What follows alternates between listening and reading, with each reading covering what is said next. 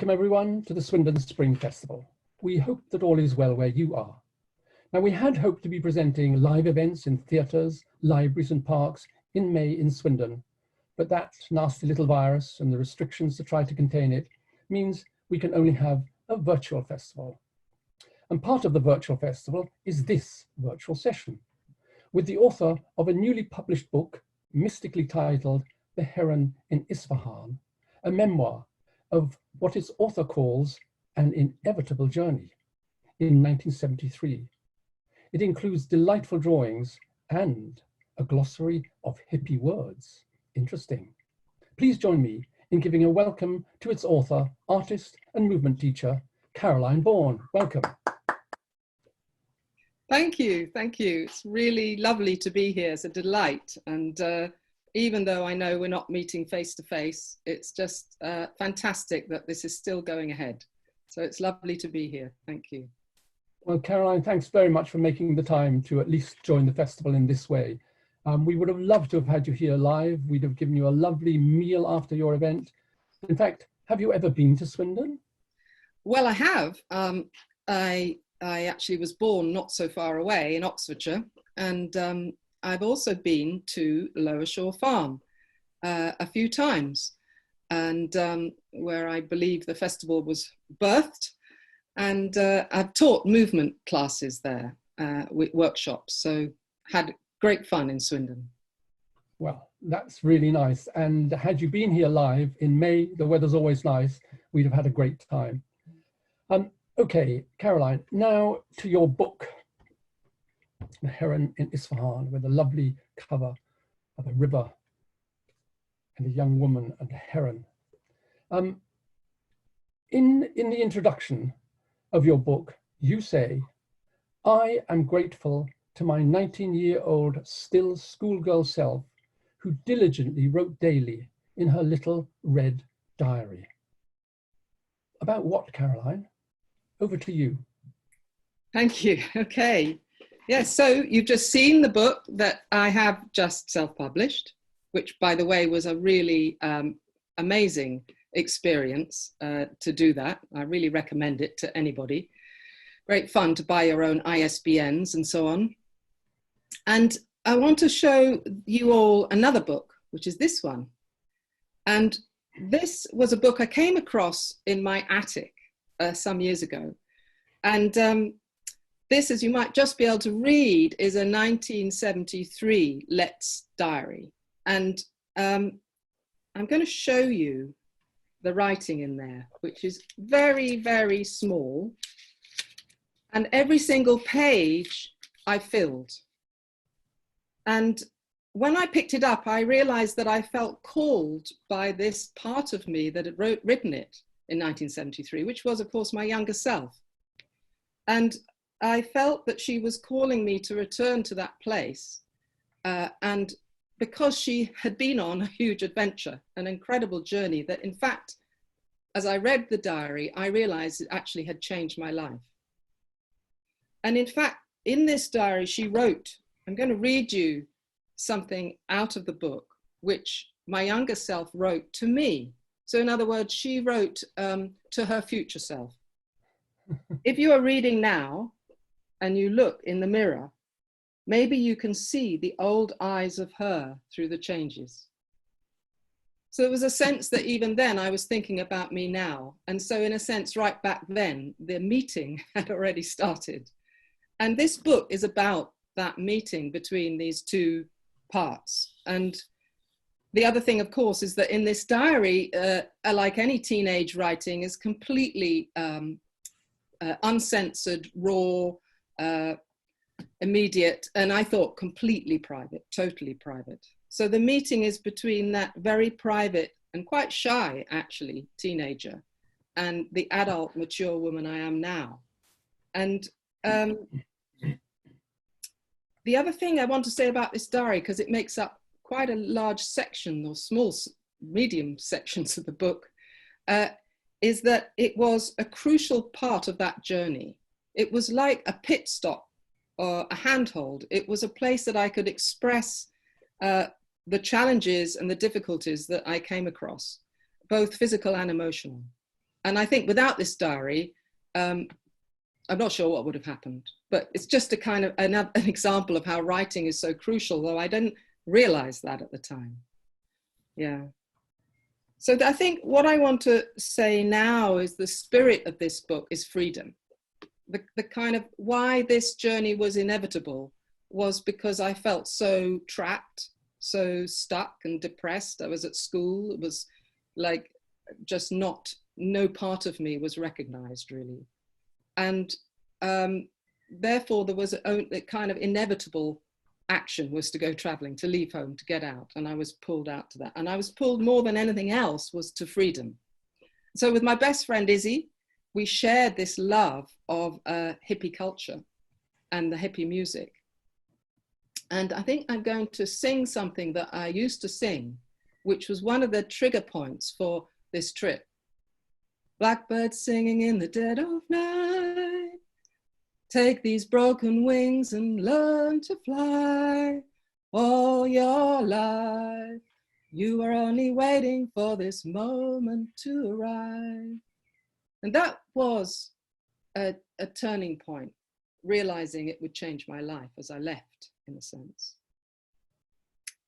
So it's also, I'm aware of, strange to be talking about freedom at this time of lockdown.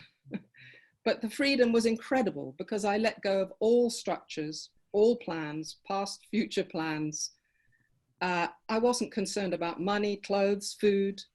In fact, everything, as Izzy used to say, was flown to the wind. Let's throw caution to the wind, was one of the things she said a lot. And when we got our one-way tickets to Athens, when we arrived in Athens, and in fact in Syntagma Square, which was the place everybody went, I didn't know it then.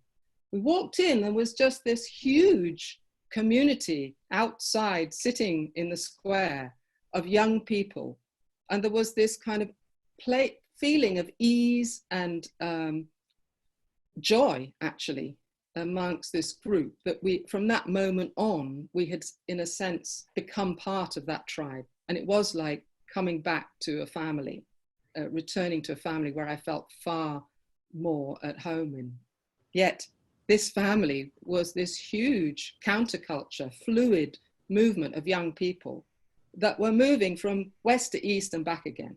And that was what was so amazing. And again, at the time, we didn't realize what an incredible time it was, because all the countries that were passed through on this fluid movement of people moved through were welcoming and friendly. Every single country. So whether you went on foot, or usually you hitched, or you took your own vehicle, or it broke down and you hitched with someone else, there was this feeling of being welcomed all the way to Nepal, Tibet, India, wherever you chose to go. The other quality that I felt I enjoyed so much was that people didn't have much money. They had very few possessions. And there was this, nobody made a big song and dance about it, but actually it was very anti-materialistic. And that was part of just the way of being, was nobody had many things, partly because you were always on the move, meant you could land anywhere, leave at any point. And what went with that lack of materialism was an incredible give and take. I think one reason I wanted to write this book also was that hippies have such a bad reputation. And my experience of being on the hippie trail was the huge generosity of heart and generosity of possessions that people would give just so spontaneously, so often. I mean, I very, very rarely met anyone who somehow intended any bad or was grabbing in some way. And that was my experience for those 9 months on the road. Yeah, I think also that spirituality, that anti-materialistic attitude was a reaction to the fact that in the West and America, there was so much materialism that had been growing since the Second World War, and that the values were all there, and the mainstream religion. And so what really set my flame alight was the kind of passion for Eastern spiritual paths. And there was a hunger for those things. And so the books that appeared and were moved along this kind of fluid journey line were reflections of that. And one of the ones that really touched me was Ram Dass's Be Here Now. And of course, the title really,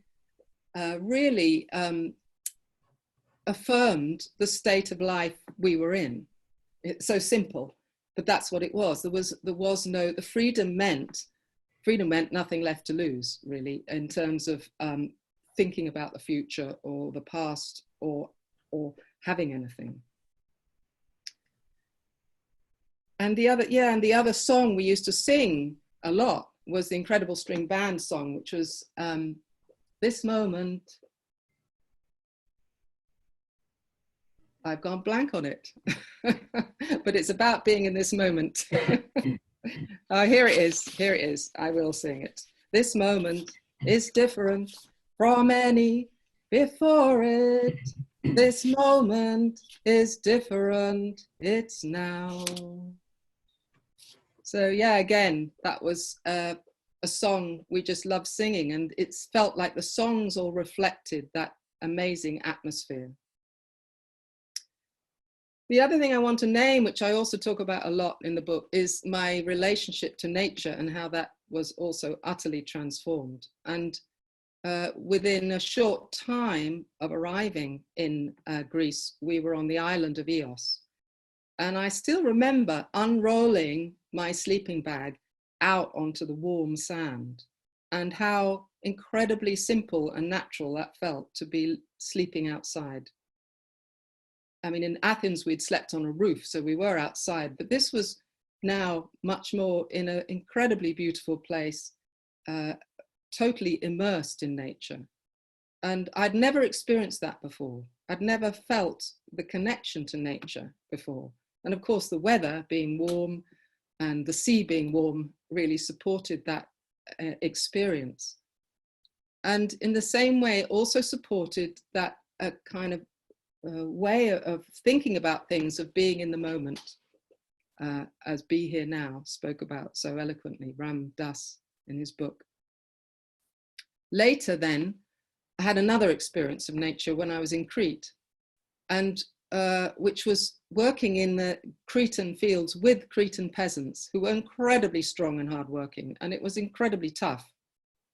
But I grew stronger, and the actual practice of working outside hard, very hard, every day in hot sun, and having very little around me, so living in, again, very simple environment, also brought a different relationship to nature, one where I was working with the earth and soil and learning in a way, a very different way of not being a tourist, because on some level up to that point I had been.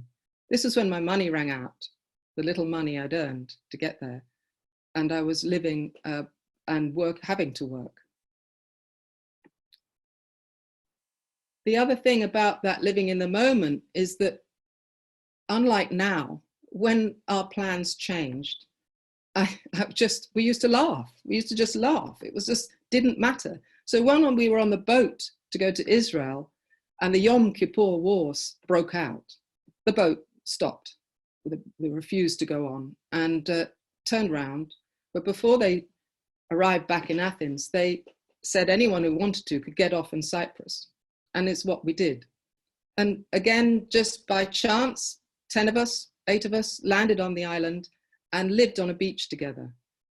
And again, it's interesting about this journey because there were phases and shifts through the year. Because at this point, this was the first time I'd lived and eaten communally, so that we were a small group. Someone went out to buy vegetables from the market and other people cooked over a fire. And we lived on the beach and ate on the beach. And were totally self-sufficient in that sense of not going out to eat. And in that sense, there was a community that began to form. So it was interesting how my journey seemed to follow developments that were evolving for me as a person. And actually how, to begin with, it was very gentle and it got tougher. So at some point I then got to Israel, which was after the hard process of being in Crete and being in love with someone in Crete who was not very responsive. I then found myself in Israel, which was like a return of a place of harmony, because it was also a community, a much bigger community. And it was a huge education to realize that children weren't brought up by their parents, and actually got to know very well some of those children who were my age and discovering how happy they were. And it was just finding a completely new way of life. And in the same way, they shared things in the way that all the hippies did on the hippie trail. Because at that point in kibbutz life, all the residents shared what they had. It was just beginning to change, but at that point, all possessions and all money were shared. In that, an ideal really of sharing. And that changed soon after I left and was changing those communities. I experienced that sense of incredible well-being and support from a community process. And so all I did was pick oranges and all my needs were met, and far more met on a material level in terms of good food, 3 good meals a day, which I wasn't used to. Then again, it was like that phase in Israel gave me a point to recharge before heading off on the road again. And this was much more a tough time through the mountains, through Turkey, where we were warned. I went with a friend, John, who wanted to travel to India. So I thought, why not? I was ready to leave after 4 months from Israel. And we traveled up through Turkey, and we had some very challenging encounters, including I was almost bought as a white woman, as a Western woman rather. So it was a big challenge, yeah. So I think, and one more thing, to go back to nature, my nature experience, which continued because I was sleeping out all the time through Turkey and Iran, was that this sense of being part of nature was actually in the air in a sense, because James Lovelock was writing or coming together with the idea of Gaia, the idea that the earth was an interconnecting organism, which is somehow what I sensed with everything I was learning from the books I was reading. So there was a real interconnection there. So I think for now, that gives you some idea of the Heron in Isfahan. And the reason it's called Heron in Isfahan is something you may need to read to find out. Caroline, thank you very, very, very much. I already had 4 questions. I now have 14. But let's have a little chat now. Terrific. One of the things you said, and I want to link it with something that is very current at the moment, and that is writing memoirs. People are encouraged more and more in writing groups, not necessarily thinking of bestsellers or anything like that, but leaving a record for your family or for anyone of a particular journey, your life journey. And I was really struck by your phrase that this was an inevitable journey, number 1. Number 2, how grateful you were to that girl you once were for writing this little red diary. And then how much it told you about yourself now. And I want to link those 3 things together. And did it deliver? Did the book I've written deliver? Did the book deliver what you had hoped by this need you suddenly had in your early 60s to write it? I think very much so, actually, very much so. It may seem not so related, but it is related for me, that the fact that I chose a different colour for the diary entries. That's right. And it's an aesthetic thing, it's an aesthetic choice, and I wasn't sure about it, but I actually feel like it just delineates the diary and where I was then and where I am now. So I'm trying to put your 3 points together. I'm not sure I can answer them that well, but Has it helped you is really what I was saying. Has it helped me?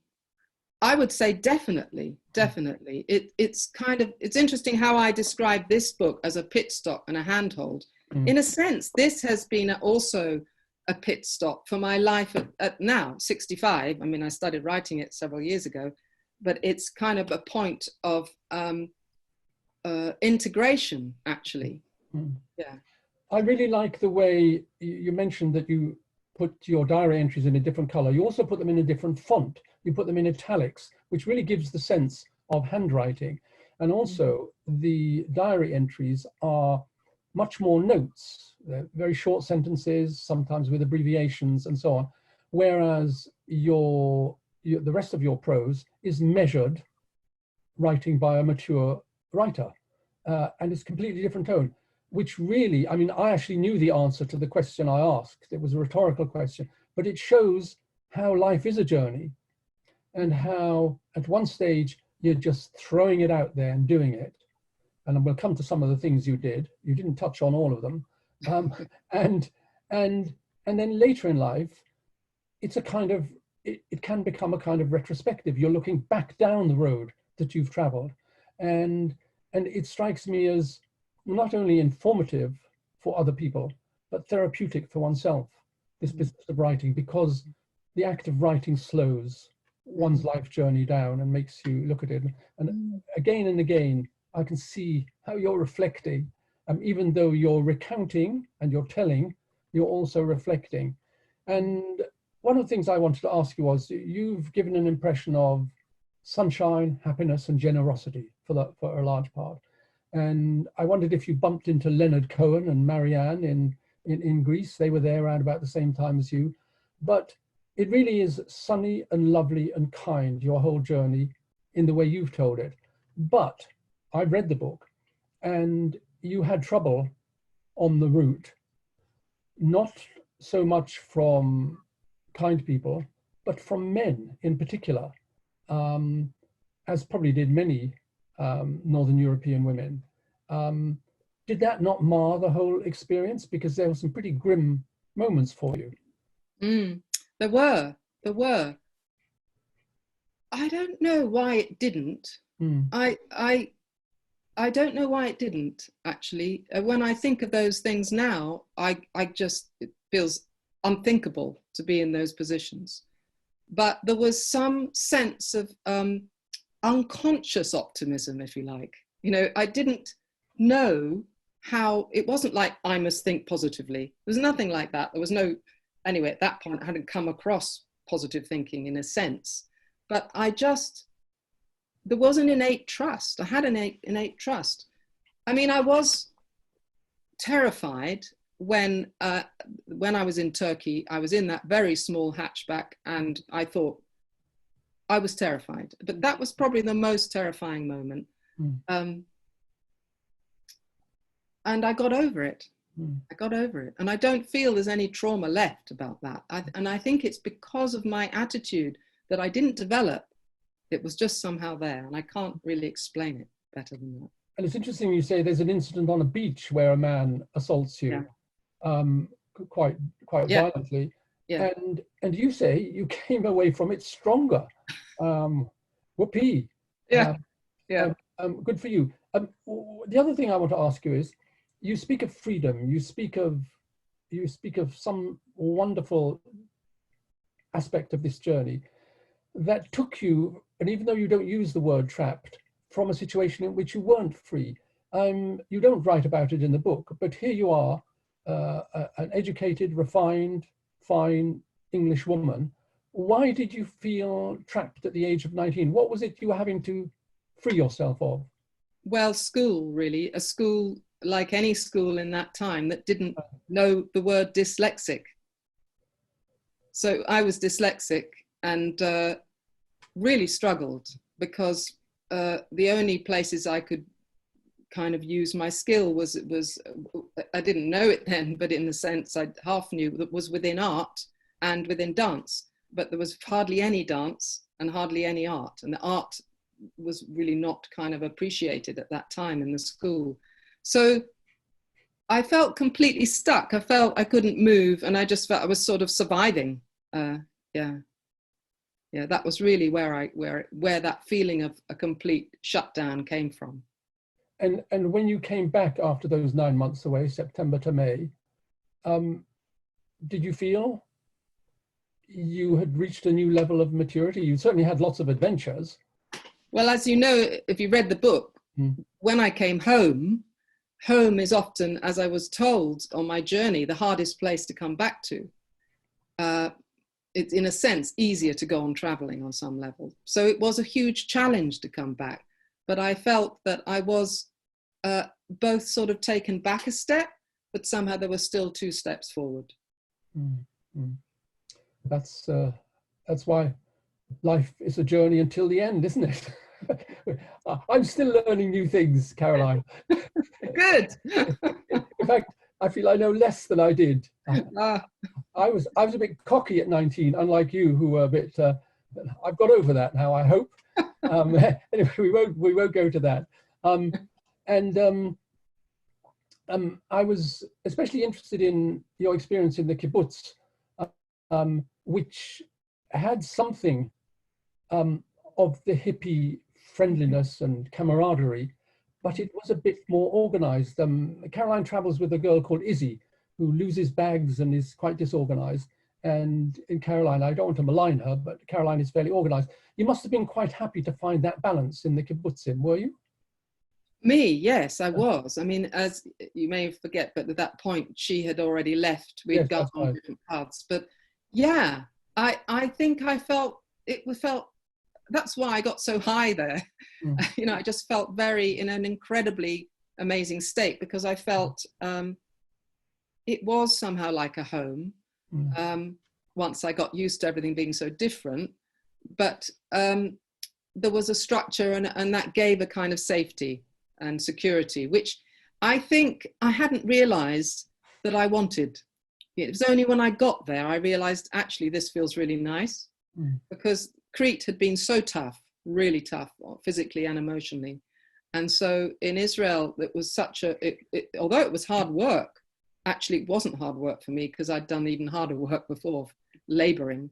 So when I got to Israel, it was pretty gentle, plus this sense of kind of support and routine and regularity was quite a relief.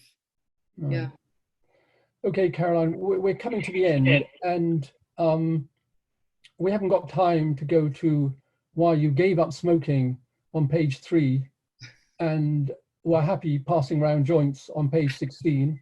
Nor have we got time to go to your discussion on bikinis versus nudity on beaches. Really interesting points. There's just lots of stuff in this book. You know, anyone of a particular age, by the way, folks, sort of the age that Caroline and I are in, but anyone else, younger people want to find out what the 60s and 70s were like, you'll get a really good feeling from it here. And we haven't got time to read the glossary at the back of hippie words, but they're really cool.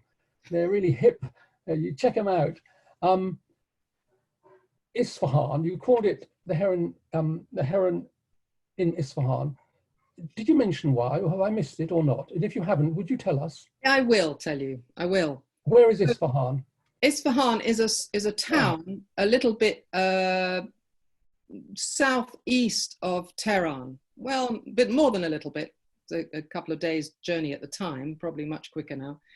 And I was traveling with my friend John from the kibbutz, going through many adventures, finally got to Isfahan, and we were going on to India.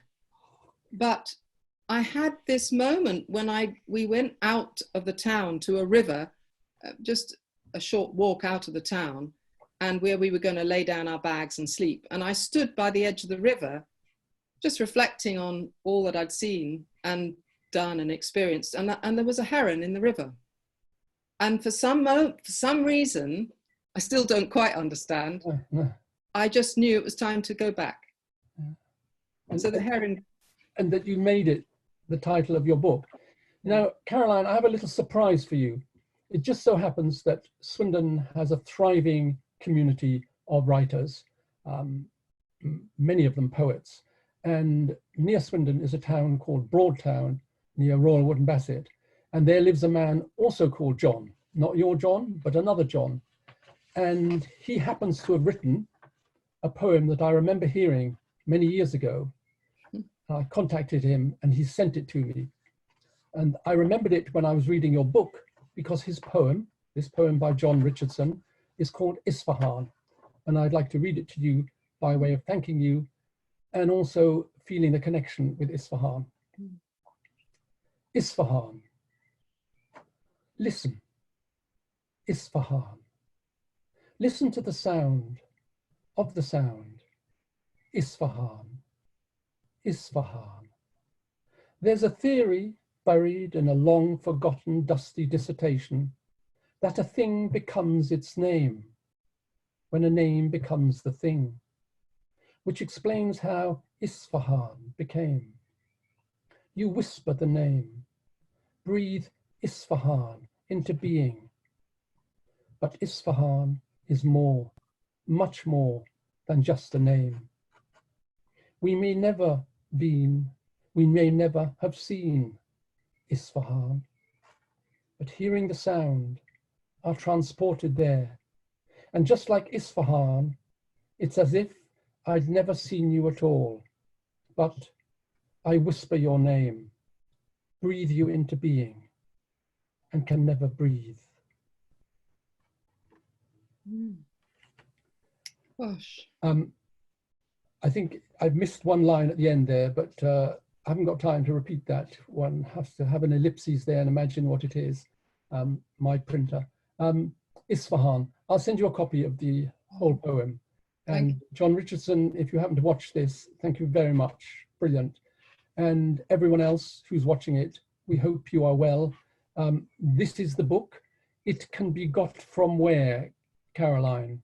So I just want to say I'm not using Amazon for my own ethical reasons. I don't want to use Amazon, but it can be bought from a really lovely, friendly bookshop in South Devon called the Harbour Bookshop, Kingsbridge. So that presumably be written down with the details. And they are very happily sending out lots of books at the moment, all over the world, actually. So please contact them. Jane in Harbour Bookshop, and she will send you a copy.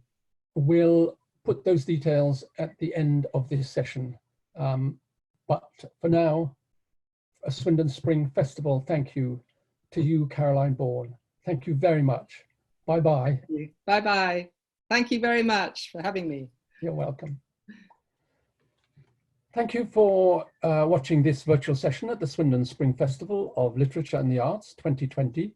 We do hope you enjoyed it. And we also hope that you will join us for the rest of this virtual festival. Here for you are details of the author you have just watched, their book, and our online information. Thank you very much for joining us, and keep well till we meet again.